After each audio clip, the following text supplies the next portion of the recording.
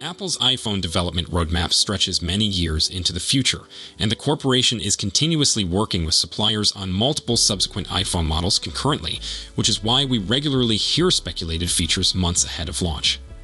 The iPhone 17 series is no different, and we already have a fair sense of what to anticipate from Apple's 2025 smartphone portfolio. If you missed the iPhone 16, or if you're just plain interested about what's on the horizon, here are 17 speculated features that we are anticipating to come in time for Apple's successor range, the iPhone 17 series, which is scheduled to be introduced around mid-September. Apple is apparently intending to return all its smartphones back to metal with the iPhone 17 series. The two premium iPhone 17 Pro models will signal the return of metal frames to high-end iPhones for the first time since Apple started discriminating between Pro and non-Pro models. In recent years, aluminum frames have been reserved for lower-end handsets like the iPhone 16, while premium models had stainless steel frames until the iPhone 15 Pro, which debuted a titanium chassis as a substantial improvement.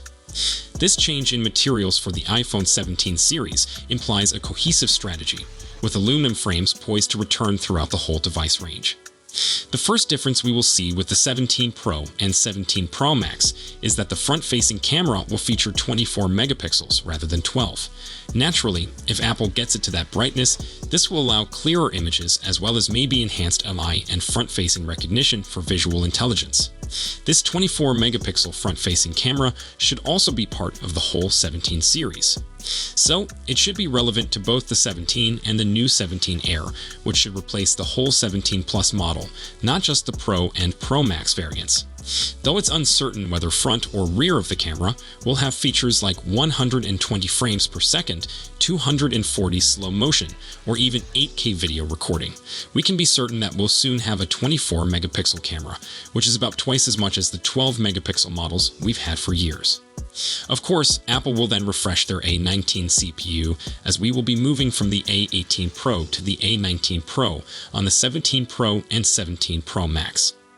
Apple will call this chip once again their newest and greatest, their biggest and baddest, and it will surely be the best one they have ever made. Although the general speed of CPUs and GPUs should only increase by 15 to 20%, the most important change will be that more RAM will be able to be added in these devices, with the 17 Pro and 17 Pro Max migrating from 8 to 12 gigabytes. This new generation of AI and Apple Intelligence is telling us that a lot of RAM is required, especially when working on device. Working off device and sending this to a server in the cloud or a server farm with ChatGPT would still use a lot of RAM, as it is pinging back and forth all the time. This additional RAM is important to guarantee that it is working properly and that it is not consuming up all of your phone's RAM.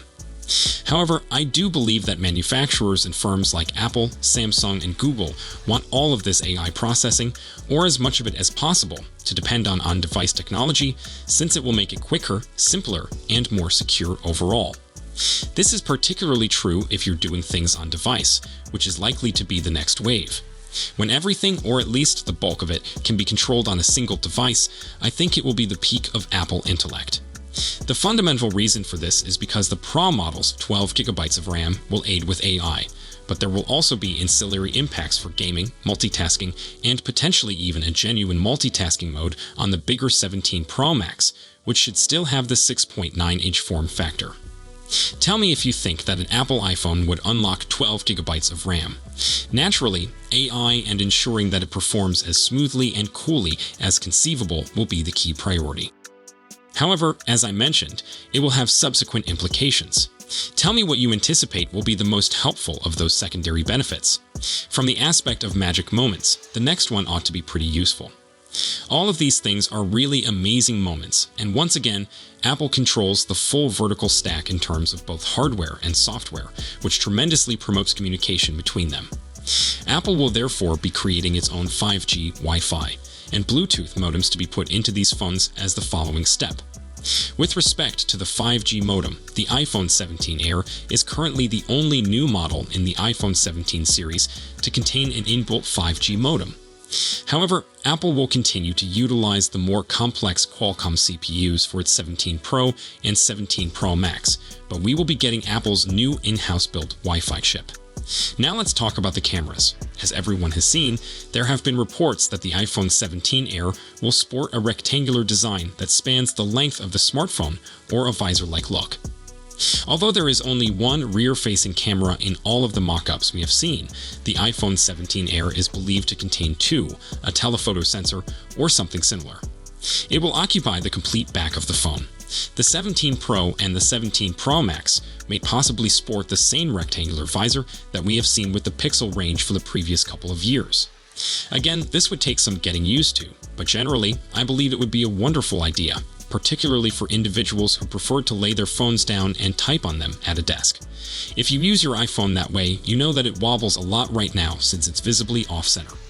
It's not really like Apple to vary from a form factor, particularly when it comes to design language overall. Because we've been so accustomed to the camera on the top left of the back of the device since the original iPhone, it will take some getting used to. But having a visor that cuts over the whole back sort of aids that symmetry and will undoubtedly relieve that problem. Although early cameras were clearly considerably smaller, the design language has stayed similar for the previous 17 or 18 years. However, it would free up a little more room on the 17 Pro and Pro Max for a larger sensor, possibly a periscope camera, and a 10x zoom, all things that I would surely love in an iPhone.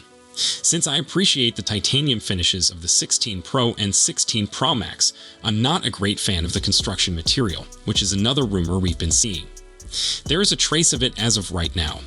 Therefore, I'm not really sure what Apple's ultimate aim is in terms of building materials, or whether it's simply more cost-effective to create at that moment. However, Apple will be unveiling a brand new, upgraded cooling system with a vapor chamber in order to keep it as cold as possible. Once again, all of this is done with future Apple intelligence in mind.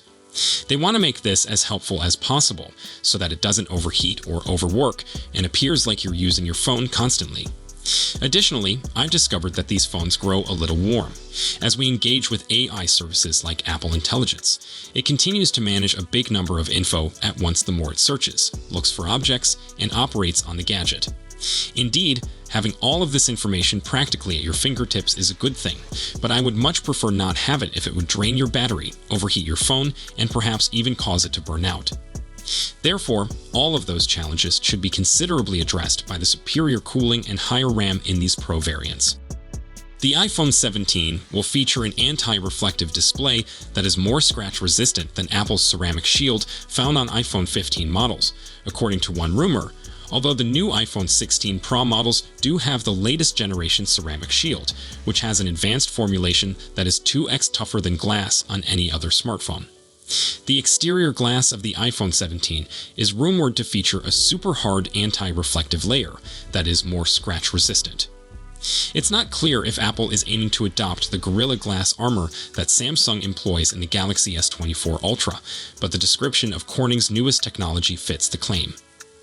Apple's highest-end 2025 iPhone will include a substantially narrower dynamic island, due to the device's use of a smaller metal lens for the Face ID system, according Haitong's Jeff Pu and a Chinese leaker. While a typical iPhone camera features curved lenses that channel light towards the picture sensor, a metal lens is a narrow and flat lens with minute patterns etched onto it that can focus light more accurately. Assuming this results in a narrower dynamic island, it would be the first time that Apple has adjusted the function since it debuted on the iPhone 14 Pro in 2022. Apple regularly improves iPhones with faster and more efficient processor technologies each year. While we are not anticipating the iPhone 17 series to feature TSMC's next-generation 2nm semiconductors, Apple's A19 chip technology is anticipated to be constructed on an improved 3nm process. The iPhone 17 Pro and iPhone 17 Pro Max are believed to contain an A19 Pro processor, while the iPhone 17 and the iPhone 17 Air might have the normal A19 chip. TSMC is working on its N3P process, with mass production slated to commence in late 2024, so that's the chip technology that we're assuming Apple to employ for the iPhone 17 series. Compared to prior generations of 3nm chips, the N3P chips provide greater performance efficiency and higher transistor density. The iPhone 17 range will incorporate a vapor chamber heatsink to increase thermal performance, according to one report. Vapor chamber technology is already employed in several high-end Android handsets.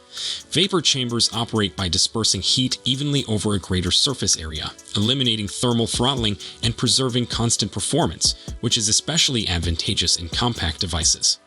The report states that the every model in the iPhone 17 series will feature the enhanced thermal heat spreader.